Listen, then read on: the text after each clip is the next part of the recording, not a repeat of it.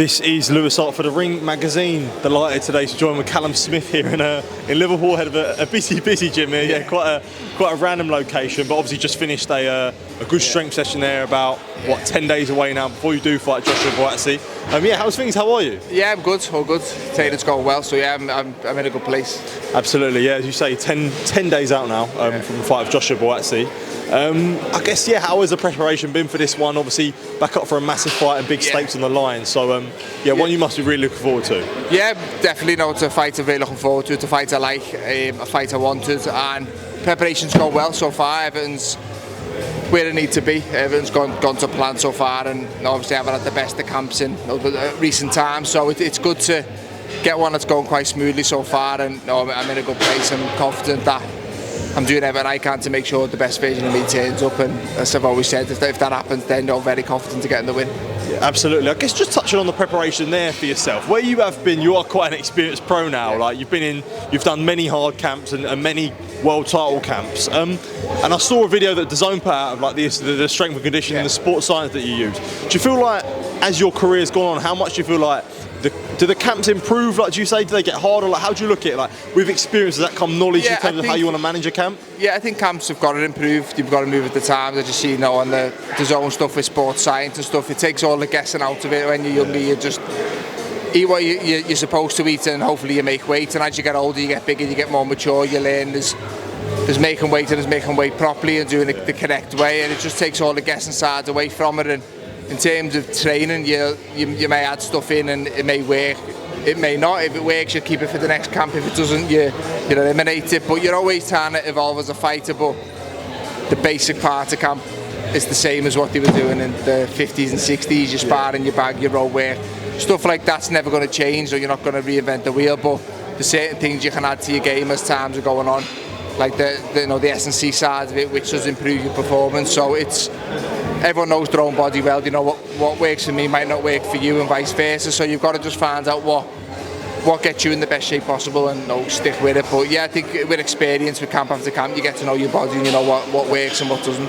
I was going to say, did that take a lot of trial and error for yourself? Yeah, it does. I think obviously when you're starting off, you just do what you're told to do, and as time goes on and you do more, because early on in your career, you're not really doing camps for 4-6 rounders. You're just training and getting fit and trying to improve as a fighter. And as you get older and you go into training camps, a lot goes into it, and you can't focus too much on just getting fit and getting strong. You've got to still remember to improve as a fighter as well. So you've got to get the balance. You've got to do your technical stuff to become a better boxer, but you've also got to put all the other stuff in to make sure your body's in the best physical shape to do so. So yeah, it's simple, but it's complicated at the same time. You want to always improve. You want to always become better, and you always want to push the bar higher and higher. You never fully accomplished as a fighter. You always want more, and that's what camp's about. It's about improving and getting those little 1%. Yeah, absolutely.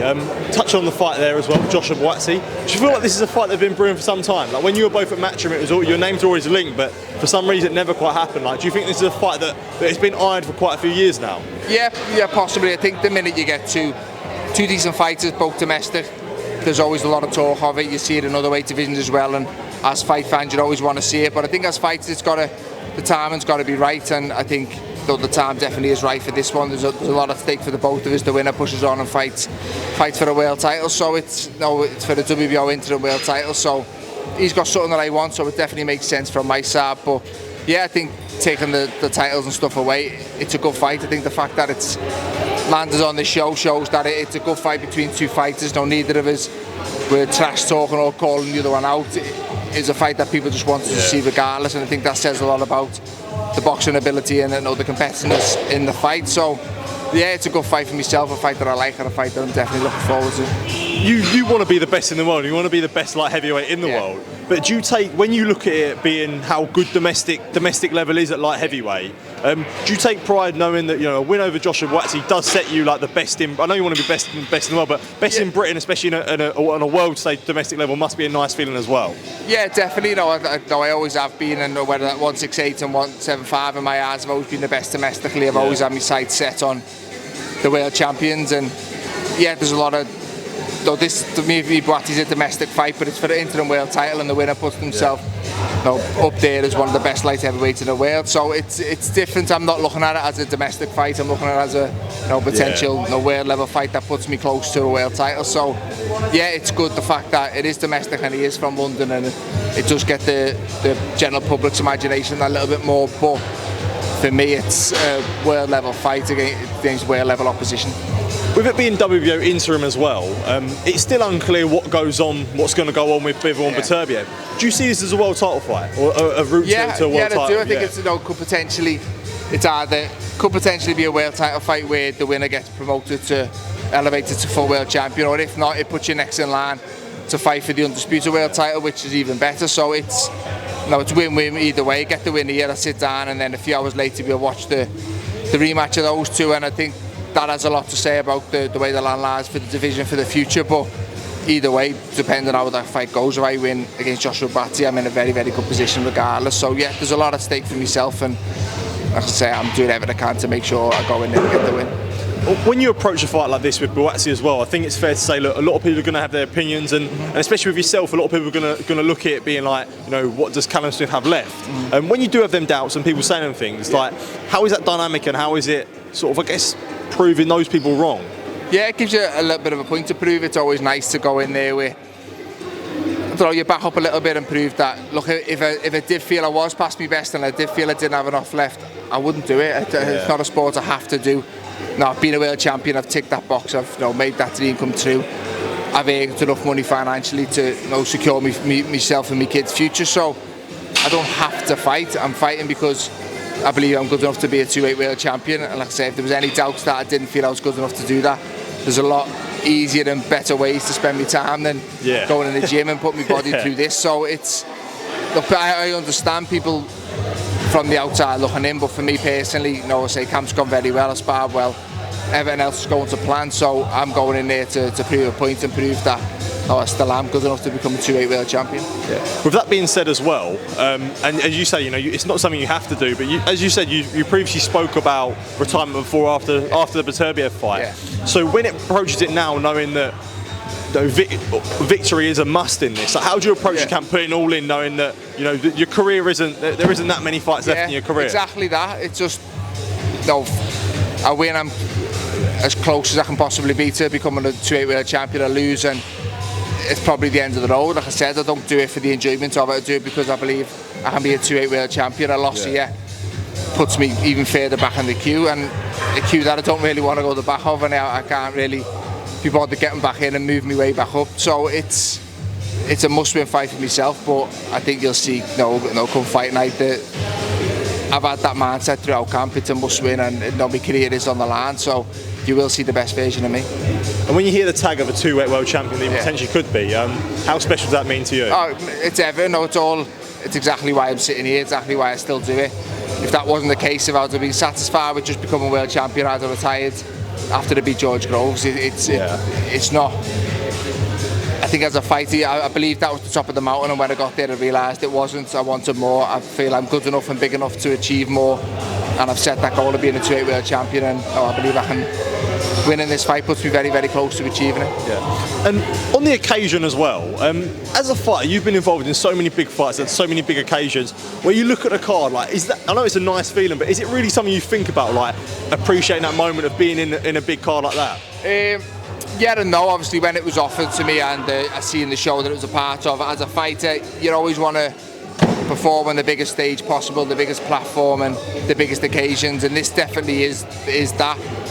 But as camp's going on and as it's getting nearer, from a selfish point of view, I don't really care about the other 6 fights. It's my fight, all that matters to me, and my fight's the main event for me, whether it's on first, last or somewhere in the middle. That's my only issue. I go in there to get the job done, and then I can sit back and appreciate the occasion and what we were a part of. But from a selfish point of view, there's only one fight that matters on that show, and that's me, Josh Buatsi. Yeah, absolutely. And it's actually something I wanted to ask you, Callum, because I haven't spoken to you since you came out and said it. Obviously, you was on Sky with Andy Scott at the press conference, or it was a media day for the Joshua Buatsi fight, and you spoke about the camp for Beterbiev and the things that happened in there, obviously the injury and not sparring for however many weeks. I guess how difficult was that for yourself to deal with that and go into a fight like Beterbiev where that was the main issue? Yeah, it wasn't great. Look, I had everyone give me loads. I was making excuses up and away. Look, I didn't mention it at the time. I'm a big believer in you step in the ropes, step between those ropes, you leave your excuses at the door. Like it's one of them. If you've got an excuse, pull out the fight. But look, I got asked, was it the best version of me? And it wasn't. Look, camp wasn't great, but I've had terrible camps before and gone in there and boxed very, very well. I've had great camps and gone in there and underperformed. I think as a fighter, it's your job to live it when it matters, and regardless of how your camp's been. And I believed I was good enough to do that. I didn't get it right on the night. I paid the price and I lost fair and square to the better man on the night. But this camp's been so far so good. Everything's going smoothly, and it's just that better knowing in the back of your mind. A good camp doesn't guarantee a good performance, but it gives you a little bit, put your mind at ease knowing that you've done everything you need to do and you're capable of going in and performing to your best. And I didn't have that with Beterbiev, but like I said, as a fighter who's been a world champion, I believed I could go in there and still get the job done. Yeah, for yourself with knowing that as well. Yeah. And look, being the WBO Interim champion, should you beat Joshua Buatsi, do you think that itches you to get that rematch knowing that, Yeah, definitely. And again, I'm probably going to get everyone jump on this interview and slaughter to me again, but I would love to see the best version of me in with him, and I'd love to see the best version of me in with Canelo. We never got that both times, and that's on me. That's my fault. I underperformed when it mattered. So that's something I've just got to live with. But I think as a fighter, I always believe I can be the best in the world and I can beat anyone at my very, very best. It's just down to me to make sure the best version of me turns up, and I haven't on those two occasions. So like I said, that's me and my fault. But yeah, I'm confident this time now we will see the best version of me. Like I say, camp has gone as good as can be so far. So like I say, I'm very, very, very confident I can go in there and get the job done and put me closer to where I want to be. Not looking ahead of February 22nd by any means, but there was a name I did want to ask you about, David Benavidez. Obviously, he's new to the light heavyweight scene, with a great win over David Morrell. What do you make of him as a contender? I guess as a potential fight for yourself as well. Yeah, I like David Benavidez. He's a great fighter. I think he's always in good fights. He's got a great style to watch. His punch output's phenomenal for the big lads, and he's someone I've always been around. We were both world champion at the same time at 168. The fight never really materialised, and then now we're both at 175, and I can win an interim title. He's got a WBC interim, so look, it's definitely a potential fight, and I think it's a fight that even when we were back at 168 stylistically would have been a great fight to watch. I think we were both big, massive 168s, and look, it's a fight I'd love. I think he's a great fighter. I'm a big fan of him. Concentrate on this one, get this job done. But yeah, look, I think he's a great fighter, and he's definitely good for boxing, and he's good for the 175 division. Yeah, final one from myself. Do have to ask about the main event, Beterbiev Bivol. I know it wasn't the best version of yourself, but sharing the ring with Beterbiev, how would you view the rematch with Bivol? I think it'll be very similar to the first fight. I think there'll be parts where Beterbiev's pressure is a little bit too much, and there'll be parts where Bivol's boxing ability and sharpness is having a lot of success, which I think we've seen both times in the first fight.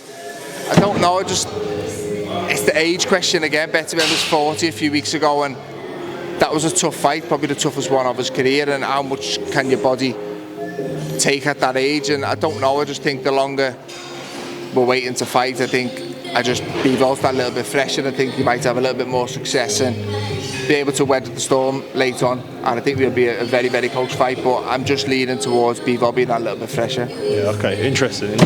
Callum, thank you for taking time to speak to me. Really appreciate it. So who would I pick? Yeah. Oh, mate, you're putting me on the spot. Like, it's a tough fight. It's a tough fight. Like, it's a tough fight. Like, I'll be honest. I thought Bivol won the first fight, and I picked him for the first fight. But when I do look at it and I break it down, I think sometimes when someone gives as much as that Bivol, that was like his World Cup final. Do you know what I mean? I don't know how it can get any better than that. That's the thing I say. Like, Beterbiev is just an animal. Like, I don't know. It's a difficult one. Do you think? So far to be, I think it'll be similar, because I don't think anyone could have argued with the first fight if it went either way, and I think we might see a similar close. I think they're just very evenly matched. I think it could be hard to pick. Do you think Bivol can perform better than he did in the first fight?